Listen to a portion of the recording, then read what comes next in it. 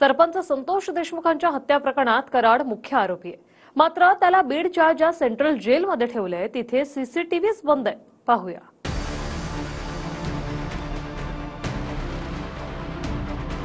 सरपंच संतोष देशमुख हत्या प्रकरणातला मास्टरमाइंड आणि आरोपी क्रमांक 1 वाल्मिक कराड हाच कराड बीडच्या ज्या सेंट्रल जेलमध्ये आहे तिथले सीसीटीव्ही बंद असल्याचं समोर आलंय। आधीच वाल्मिक कराडला व्हीआयपी ट्रीटमेंटचा आरोप होतोय, त्यात सीसीटीव्ही बंद आहेत हे सांगणारं बीडच्या सेंट्रल जेलच्या जेलरचं पत्र आता समोर आलंय। बीडच्या सेंट्रल जेलमध्ये बॅरक क्रमांक 6, 7 आणि 9 मधील सीसीटीव्ही कॅमेरे बंद आहेत। बॅरक क्रमांक 9 मध्ये वाल्मिक कराड असल्याची माहिती आहे, इथला कॅमेरा देखील बंद आहे।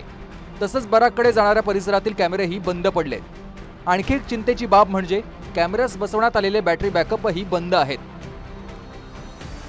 सीसीटीव्ही कॅमेऱ्यास विद्युत पुरवठा करणारी केबल जळल्यानंच सीसीटीव्ही बंद पडल्याचं कारण कारागृह अधीक्षकांच्या पत्रात आहे।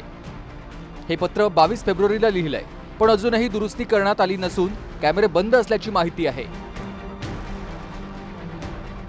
आम्ही सुरुवातीपासून हेच बोलतोय की वाल्मिक कराडला व्हीआयपी ट्रीटमेंट दिली जाते, त्यांना तिथं कॉट दिली जाते, बेड दिली जाते। आता मला माहित नाही एसी लावलाय का नाही लावला, त्याच्याबरोबर तिथं कॅमेरा म्हणजे बाहेरून जेवण तिथं येत असावं, तिथं जे पोलीस आहेत त्याला तिथं सहकार्य करतात अशी कुठेतरी भूमिका आहे। आता काल परवा आणि काल काही दिवसामध्ये आपण जर बघितलं सगळ्या रेकॉर्डमध्ये वाल्मिक कराड हा जबाबदार आहे, पण त्यांना एक्स्ट्रॉक्शन या विषयामध्येच मर्यादित ठेवलेलं आहे। मर्डर केला याच्यामध्ये तो जो कलम लागतो तो अजूनपर्यंत त्याला तिथं लावलेला नाही, त्यामुळे त्याला तिथं कारवाई झालीच पाहिजे। त्यांच्या केसमध्ये उसको सोखून माफ आहे, ज्या माणसाला खून माफ आहे, ज्याला खंडणी माफ आहे, ज्याला कौटुंबिक हिंसाचार माफ आहे, त्या म्हणजे त्यांच्यासाठी नियम कायदे हे काही नाही, त्याला सगळ्याला कचऱ्याची टोपली दाखवली जाते। नियम कायदे आपल्या सगळ्यांसाठी कायद्याने चालला पाहिजे एवढीच आम्ही मागणी करतोय। ही पण आम्हाला तुम्ही देणार नाही, आणि हा न्याय फक्त आमच्यासाठी नाहीये, त्या सगळ्या महिला आणि त्या कुटुंबातल्या मुलांच्या दुःखावर आणि अश्रूंवर यांचं सरकार आज आहे। गृहमंत्री म्हणून देवेंद्र फडणवीस साहेब हे सक्षम आहेत, त्यामुळे या गोष्टी ज्या तुम्ही सांगितल्या त्या सुद्धा महत्त्वाच्या आहेत आणि त्याची सत्यता तपासून त्यावर योग्य ती कारवाई गृहमंत्री करतील।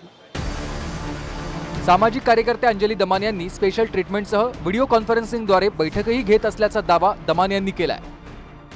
आपण आता बघतोय 2च दिवसापूर्वी तिथल्या जेलच्या अधिकाऱ्यांनी पत्र लिहिलंय की आमचे सीसीटीव्ही चालत नाहीयेत, म्हणजे आम्हाला कोणाला काही उत्तर देण्याची गरज नाहीये।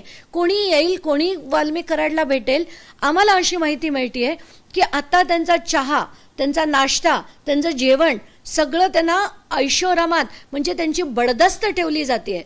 एवढंच नाही, VC द्वारे ते 2-2 तास लोकांशी गप्पा मारतात, कोणीही येतंय, वकिलांच्या नावाखाली कोणी भेट घेतंय, हे सगळं कोणासाठी होतं?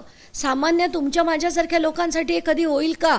आणि ह्याचाच अर्थ आहे की प्रचंड मोठा राजकीय दबाव आहे, आणि हा दबाव जर हटवायचा असेल तर पहिली माझी तीच मागणी आहे की आता राजीनामा नाही, आता यांना बडतर्फ करा। संतोष देशमुखांची हत्या किती क्रूरपणे केली हे आरोपपत्रात मांडण्यात आलंय। वाल्मिक कराडच्या सांगण्यावरून त्यांच्या गँगनं 2 कोटींच्या खंडणीच्या आड आली म्हणून देशमुखांची हत्या केली। बीडमध्ये 10 वर्षात संघटित गुन्हेगारी वाल्मिक आणि त्याच्या टोळीनं केल्याचं आरोपपत्रात म्हटलंय। एवढे सराईत गुन्हेगार जेलमध्ये असताना सीसीटीव्ही बंद असतील तर विरोधकांना शंका घेण्यास वाव आहे। संभाजी मुंडेसह कृष्णा सोनारवाडकर, TV9 मराठी, बीड।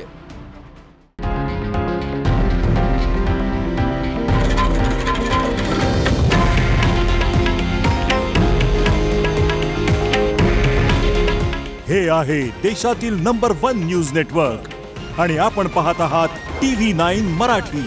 काळजी तुमची, हित महाराष्ट्राचं।